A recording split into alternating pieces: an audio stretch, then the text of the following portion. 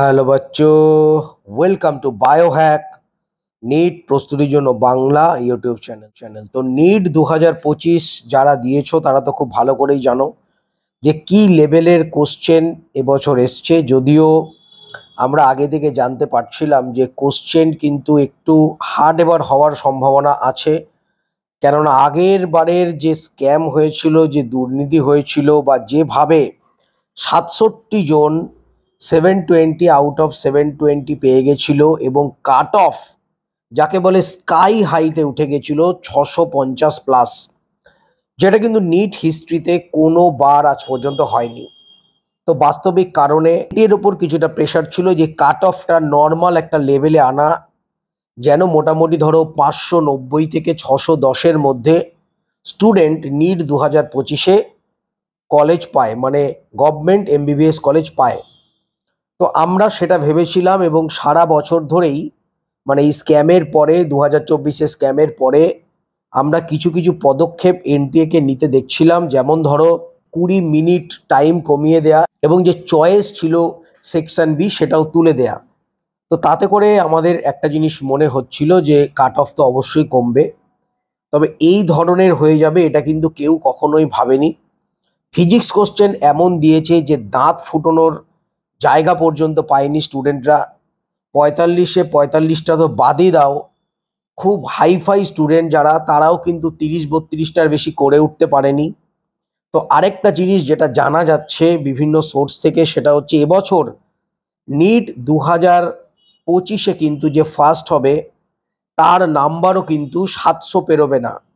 তোমরা মিলিয়ে নিও, মোটামুটি এখনো অবধি যেটা জানা যাচ্ছে আনঅফিসিয়াল সোর্স থেকে, যে নিট 2025-এর যে ফার্স্ট হবে, যে অল ইন্ডিয়া র্যাঙ্ক 1 হবে, তার নাম্বার মোটামুটি থাকছে 690+, মানে 90 থেকে 95-এর মধ্যে এরকম একটা থাকবে। মানে 700-র ঘরে কিন্তু কোনো স্টুডেন্ট এবছর পৌঁছতে পারবে না, কোশ্চেনের লেভেল এতটাই টাফ হয়েছে।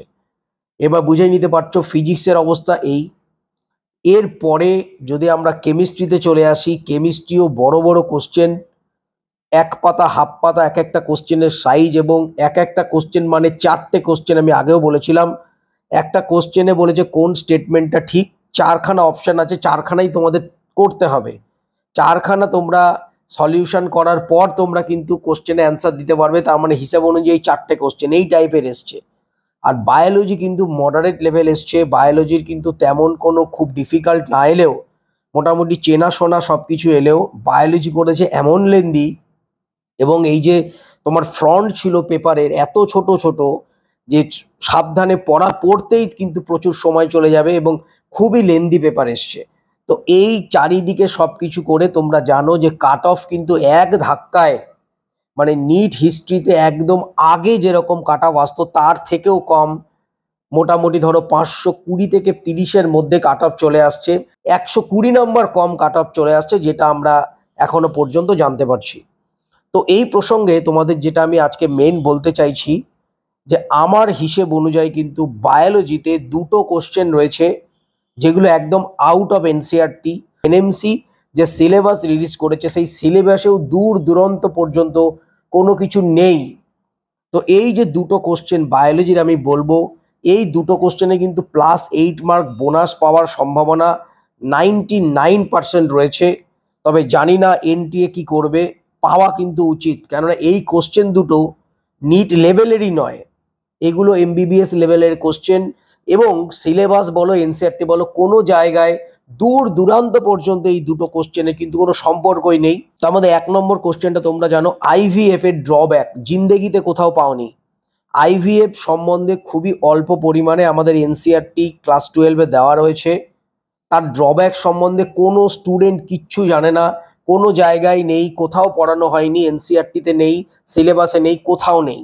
তো এই ধরনের কোশ্চেন যদি চলে আসে, অবশ্যই এনটিএর উচিত এটাতে +4 নাম্বার বোনাস দেওয়া। তবে এনটিএ এর আগের বছর কিন্তু বলেছিল বোনাস সবাইকে দেয়া হবে না, এক এক সময় এক এক রকম রুল করে, কখনো বলে বোনাস সবাইকে দেয়া হবে, কখনো বলে বোনাস তাদেরই দেওয়া হবে যারা অ্যাটেম্প্ট করেছে। তো জানি না কি করবে, তবে দেওয়া কিন্তু উচিত, কারণ এই কোশ্চেনটা টোটালটাই আউটসাইড থেকে এসছে, কোনো সম্পর্কই নেই।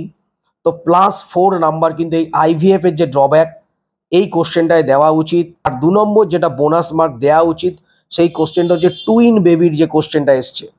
এমনিতেও এই সমস্ত জিনিসগুলো এনসিআরটি বলো বা সিলেবাসও বলো কোথাও নেই, তো এই ধরনের কোশ্চেন চলে এসছে। তো এই দুটো কোশ্চেনে অবশ্যই +8 বোনাস মার্ক দেয়া অবশ্যই এনটিএর উচিত। তবে জানি না হবে কি না, কারণ এনটিএ ইদানিং কারোরই কথা শুনছে না। ওদের যে কমিটি আছে, হাই লেভেল কমিটি, তো সেই কমিটি কোন সেন্সে ফিজিক্সে কোশ্চেনগুলো যেই অ্যাডভান্স লেভেল থেকে দিচ্ছে কে জানে। কোনোদিন এই জিনিস হয়নি। যেই অ্যাডভান্সের কোশ্চেন, যেখানে তোমার এক একটা কোশ্চেন করতে স্টুডেন্টরা অনেক বেশি টাইম পায়, তো সেই লেভেলের কোশ্চেন, যে কোশ্চেনটা একটা যারা টিচার তাদের সলভ করতে টোটাল কোশ্চেন পেপার 2 ঘন্টার ওপর সময় লাগছে। আর তোমরা জানো নিটের ক্ষেত্রে এক একটা কোশ্চেন 1 মিনিট, তো কোনোভাবেই 1 মিনিট কেন 10 মিনিটেও সম্ভব নয়। সেই সমস্ত কোশ্চেনগুলো যেই অ্যাডভান্স থেকে তুলে তুলে এনে দিয়ে দিচ্ছে। তো এই যে হাই লেভেল কমিটি, এই যে কোশ্চেন সেটার, এরা যে কি লেভেলের এটা তো আমরা নিশ্চয়ই বুঝতে পারছি। সুতরাং এনটিএ এর প্রতি ভরসা আসা কারোরই নেই। তবে অ্যাজ এ এডুকেটর হিসেবে আমি এটা বলতে পারি যে এই যে দুটো কোশ্চেন, যে তোমার যেটা ছিল আইভিএফ এর ড্রব্যাক এবং টুইন বেবি, অবশ্যই +8 দিয়ে দেওয়া উচিত। এটা কিন্তু এনটিএ এর উচিত। এরা এক এক সময় এক একটা নিয়ম পরিবর্তন করে। আগে তো জানতাম যে বোনাস মার্ক বা কেস মার্ক সবাইকে দেয়া হয়, তারপর আবার হঠাৎ করে আগের বছর বলে দিয়েছিল যে যারা অ্যাটেম্প্ট করেছে তারাই পাবে। আবার এও বলেছিল যারা যারা এই দুটো অপশানের মধ্যে যে কোনো একটা মেনেছে তারা পাবে। তো কি করবে জানি না, কিন্তু এই দুটো কোশ্চেন পুরোপুরি out of syllabus, out of NCERT, +8 mark কিন্তু অবশ্যই বোনাস দেওয়া উচিত বলে আমার পার্সোনাল অভিমত। তবে দেখা যাক অফিসিয়াল অ্যান্সার কি, যেটা দেবে বলেছে দিক। তারপরে কোশ্চেন যখন চ্যালেঞ্জ হবে তখন নিশ্চয়ই স্টুডেন্টরা এই দুটো কোশ্চেনকে চ্যালেঞ্জ করবে। এছাড়াও কিন্তু কেমিস্ট্রি এবং ফিজিক্সের কয়েকটা কোশ্চেন আছে যেগুলো out of syllabus, out of NCERT আছে। তো সেই নিয়ে পরবর্তীতে আবার আলোচনা করব। তো সবাই খুব ভালো থেকো, মন দিয়ে পড়াশোনা করো। নিট 2026 কিন্তু ক্লিয়ার করতেই হবে। টাটা।